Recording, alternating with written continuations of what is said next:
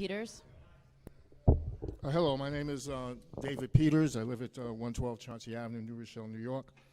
I have in front of me something that I began last week that I'm going to continue to go through because it speaks to how the impact of reverse discrimination and some sense of entitlement really influences and affects our children's ability to be properly educated. The ability to develop an essential identity is as critical as understanding geometry and other forms of education. I want to pick up where I left off, and this is for teachers.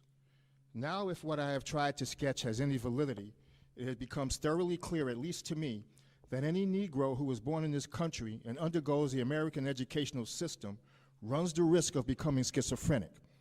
On the one hand, he is born in the shadows of the stars and stripes, as he is assured it represents a nation which has never lost a war. He pledges allegiance to that flag which guarantees liberty and justice for all. He is part of a country in which anyone who can become president and so forth. But on the other hand, he also is assured by his country and his countrymen that he has never contributed anything to civilization, that his past is nothing more than a record of humiliation gladly endured. He is assumed by the Republic that he, his father, his mother, and his ancestors were happy, shiftless, watermelon-eating darkies who loved Mr. Charlie and Miss Ann, that the value he has as a black man is proven by one thing only, his devotion to white people. If you think I'm exaggerating, examine the myths which proliferate in this country about Negroes. All this enters the child's consciousness, and this is the important part, much sooner than we as adults would like to think it does. As adults, we are easily fooled because we are so anxious to be fooled. But children are very different.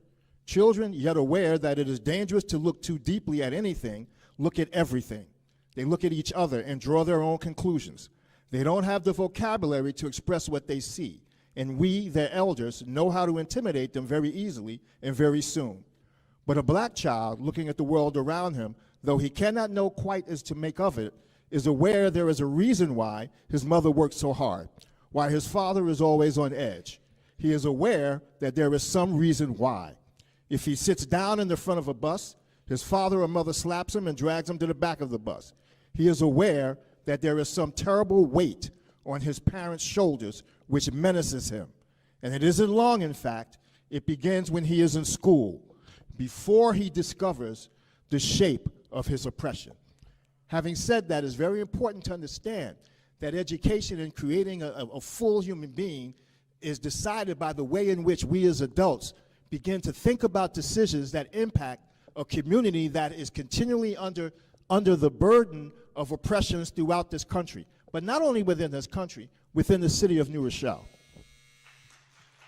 Thank you. Next is Ms. O'Keefe.